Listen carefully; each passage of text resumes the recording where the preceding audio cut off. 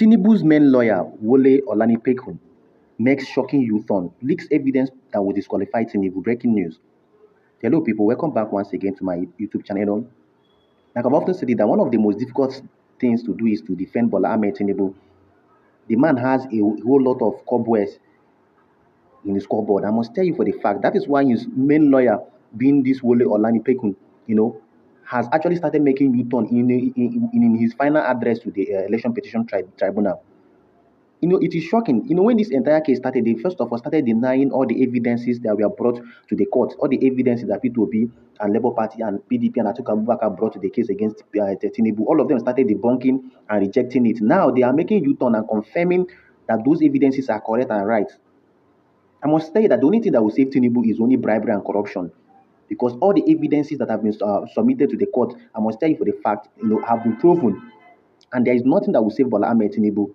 Nothing that will save him from his disqualification. Well, I will tell you how this Tinubu's main lawyer, who is his lead counsel, Wole Olanipekun, made a shocking U-turn today, and even provided evidence that will disqualify Bola Tinubu in few days to come. I must tell you for the fact. Well, before we head straight to that, if this is your first time of visiting this particular channel, don't hesitate, as a matter of fact, to click on the notification button so I get notified whenever I drop a new and important video, and equally subscribe to this particular channel. Now let's head straight to the point. I told you guys that Tinubu's lead lawyer, being Wole Olanipekun, actually made a shocking U-turn today. There are a whole lot of evidences that P2B and Labour Party submitted against this man being Tinubu. They submitted a whole lot of both his forgeries, his forged certificates, the 25% in FCT that he didn't get, and equally the $460,000 that he forfeited in the United States of America, which are proceeds from drug-related trafficking and money laundering. And apart from that, they submitted his dual citizenship.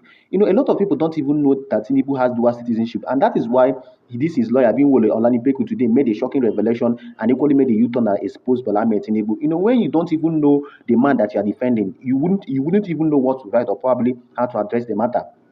When David Evídeñce, being one of the independent journalists we have in the country, exposed that Tinubu is a Guinean citizen, that he has a Guinean citizenship. And a lot of people started doubting that how is it possible? David Evídeñce, actually brought out the evidence and the passport that Tinubu got in Guinea and all that. And immediately, Labour Party and PDP adopted them as an evidence and equally tendered it in court. And now, Olanipekun, as a matter of fact, has made a shocking U-turn, saying yes, that Tinubu has a Guinean citizenship. It is very, very funny because when this incident started, you see APC supporters and Bola Tinubu supporters started saying that Tinubu did not get any citizenship. Now they have agreed to the court, to the tribunal, that yes, that Tinubu has a Guinean citizenship. And this is a shocking revelation. Let me tell you what he said and how he tried to defend what he said, and I will analyze it. He said, look at what he said. He said Tinubu made the claim,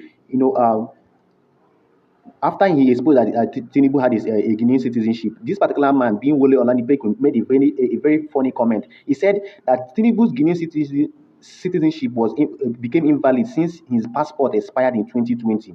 It is very, very funny. Tinubu made the claim through his lead counsel, being Wole Olanipekun, while asking the tribunal to throw out a petition by the Labour Party seeking his removal from office. President Bola Tinubu has told the Presidential Election Petition Tribunal that his Guinean citizenship expired in 2020, the same year when his Guinean passport, being brandished by the opposition, expired. Now, it is very, very funny. According to, with further explanation, this Tinubu's lead lawyer said that Tinubu made the claim through his lead counsel, Wole Olanipekun, while asking the tribunal to throw out a petition by the Labour Party seeking his removal from office. According to Tinubu's counsel, the president's Guinean passport tendered before the court by the Labour Party's witness 27 expired in 2020, adding that the opposition party's claim on Tinubu's dual citizenship is aimed at embarrassing the president. Now, Tinubu's lead counsel, being Wole Olanipekun, is a very funny man. He was thinking that P2B is talking about having a dual citizenship. It's not a crime to have a dual citizenship. P2B's and Labour Party's argument is that Tinubu, in the form that he submitted to Inec under oath, swore that he did not, as a matter of fact, have voluntarily acquired any citizenship of any country whatsoever.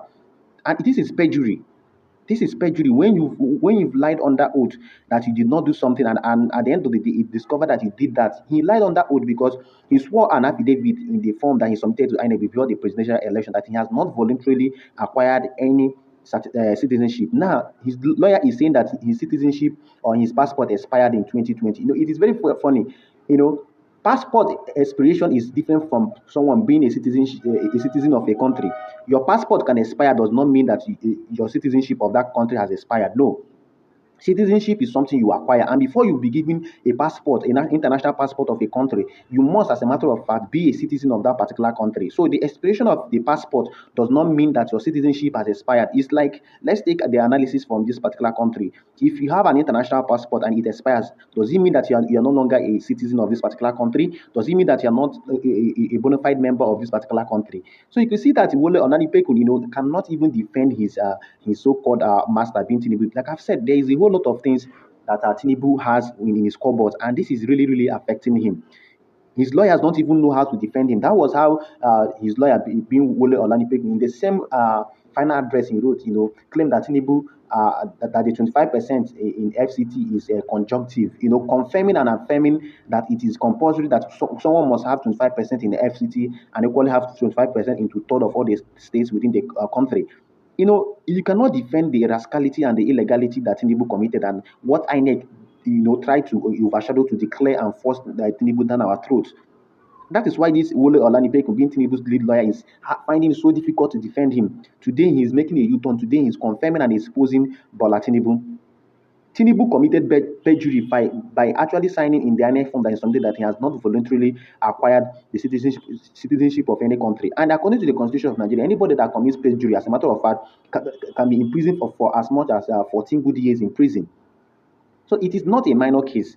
He is just trying to, Wole Olanipekun is just trying to maneuver the whole situation, telling the tribunal to throw it out when there are evidences that this man acquired a Guinean citizenship, and in his form, he never indicated that he has done that before.